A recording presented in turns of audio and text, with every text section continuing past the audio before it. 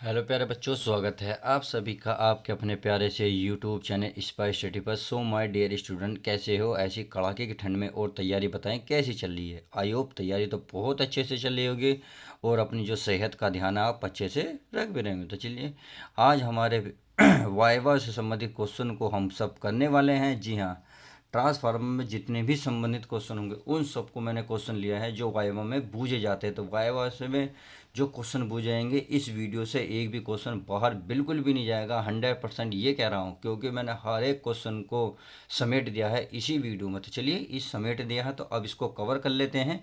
एक एक क्वेश्चन को डिटेल में पढ़ेंगे और इसको समझने की कोशिश करेंगे। चलिए प्यारे बच्चों, तो पहला ही क्वेश्चन है।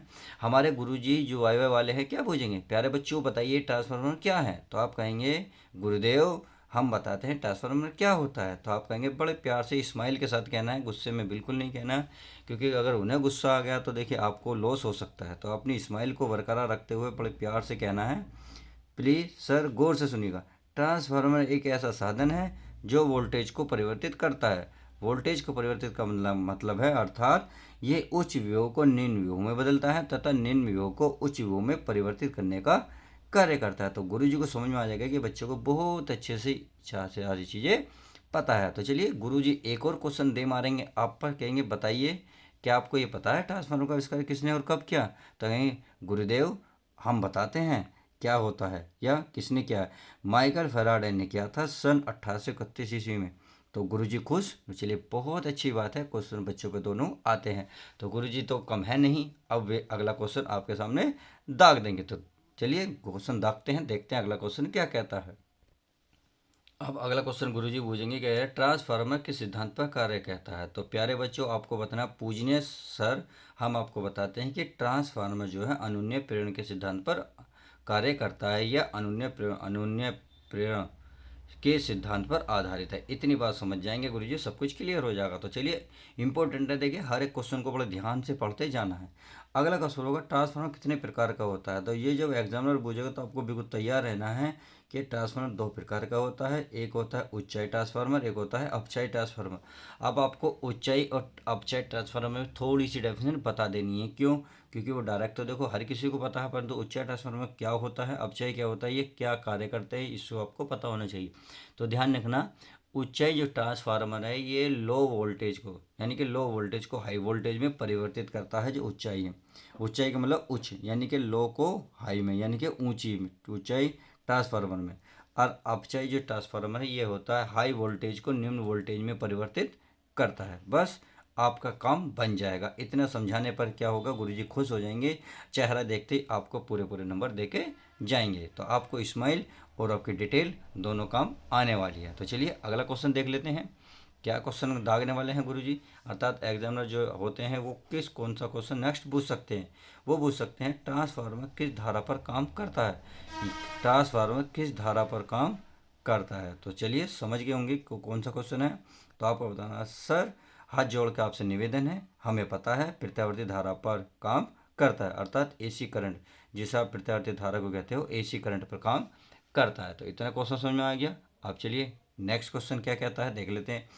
ये कह रहा है ट्रांसफार्मर की क्रोड किस धातु की बनी होती है, यानी कि ट्रांसफार्मर की जो क्रोड होती है जो तो वह किस धातु की बनी होती है। तो ये आपको बच्चों बहुत प्यारा क्वेश्चन है, एग्जाम का फेवरेट भी क्वेश्चन है। तो इस नर्म ये होती है, इस क्वेश्चन का आंसर होगा नर्म लोहे की। तो आपको बताना है गुरुजी ये होती है नर्म लोहे की। ठीक है, गुरुजी लगाते रहोगे, इस सम्मान दोगे तो गुरुजी क्या होते हैं, आसान क्वेश्चन पूछना शुरू कर देते हैं। कभी कभी के बच्चे होते हैं सीधे सीधे कहते हैं नर्म लोहे की प्रत्यावर्ती धारा पर उच्च ट्रांसफर अपचय ट्रांसफर। मेरे प्यारे बच्चों, लट नहीं मानना, ईट नहीं माननी, गुरु जी को इम्प्रेस करना है, गुरु जी को ऐसे तरीके से ढाल के लेके जाना ताकि वो एक समझ में आ जाए कि बच्चा जो है आसानी से समझा रहा है और प्यार से बातें अपनी रख भी रहा है, ताकि वो क्वेश्चन को थोड़ा ईजी कर दे। बस इस बात को आपको ध्यान रखना है।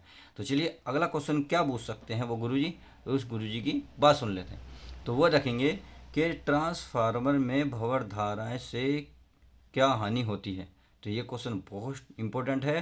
देखिए ट्रांसफार्मर में जो हानि होगी इसको देख लेते हैं। ये कहा ट्रांसफार्मर की क्रोड गर्म हो जाती है जिसके कारण ऊष्मा की अधिक हानि होती है, यानी कि ट्रांसफार्मर की जो क्रोड है गर्म हो जाएगी और जिसके कारण क्या होगा, ऊष्मा की बहुत अधिक हानि होगी, यानी कि उसमें बहुत अधिक निकलेगी, जिससे हमें क्या होगा, बहुत लॉस हो जाएगा। तो आई होप इतनी बात समझ गए होंगे कि ट्रांसफार्मर में भौर धारा से क्या हानि होगी, समझ गए होंगे, सब कुछ क्लियर।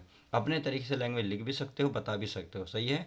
तो चलिए अब नेक्स्ट क्वेश्चन देख लेते हैं। नेक्स्ट क्वेश्चन हमारा भौर धारा से यानी कि ट्रांसफार्मर से किस प्रकार संबंधित है। तो प्यारे बच्चों, क्वेश्चन हमारा नेक्स्ट ये रहा। ये है आपका क्वेश्चन, ट्रांसफार्मर में कौन सा तेल डाला जाता है और क्यों। यानी कि जो ट्रांसफार्मर होता है उसमें तेल डाला हुआ होता है, तो वो कौन सा होता है और क्यों डाला जाता है। जरूरी नहीं कोई से भी डाल दो, तो उसकी वजह भी तो पता होनी चाहिए, क्योंकि वो क्वेश्चन यहाँ डियर डाल सकता है।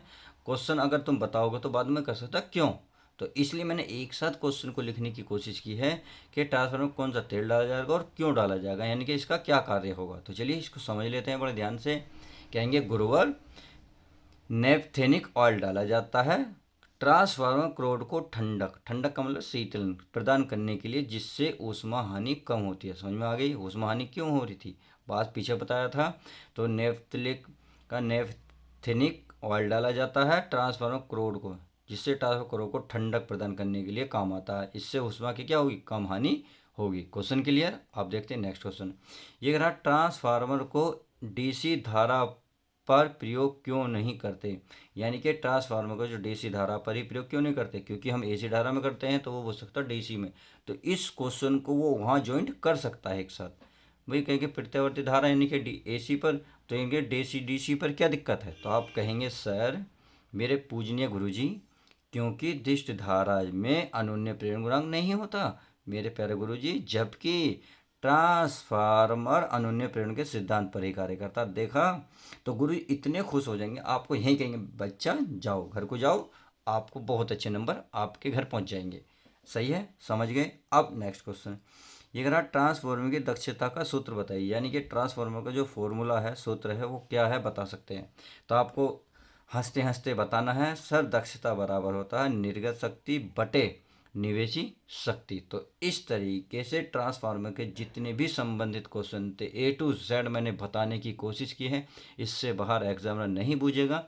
देखिए, जिसने ट्रांसफार्मर बच्चों का बहुत फेवरेट होता है, पाइप चार्ट बना के ले जाते हैं। पाइप चार्ट अगर बना लिया है आपने तो इन क्वेश्चन को रट के जाइएगा, क्योंकि वो आपको ट्रांसफार्मर देखने के बाद ये क्वेश्चन जरूर आपके सामने खड़ा कर देगा। तो समझ गए होंगे कि ये वीडियो कितनी मोस्ट इंपॉर्टेंट उन बच्चों के लिए होने वाली है जो बच्चे वाइवा जब देंगे, ट्रांसफार्मर बना के जाएंगे पाइप चार्ट पर, और एग्जामिनर के सामने जब प्रस्तुत होंगे तो वो इन क्वेश्चन को आपके सामने दागने वाला है। अर्थात परमाणु बम की तरह आपके सामने इतने क्वेश्चन छोड़ेगा, बस आपको समझ जाना है। अगर ये क्वेश्चन आपने रट लिए तो कहीं भी आप बाहर नहीं होने के, अर्थात 30 के 30 नंबर आपको वो दे के जाएंगे। तो चलिए गुरु जी से नमस्ते कहना लास्ट बार, और कहना सर चलिए मिलते हैं कहीं किसी और दिन।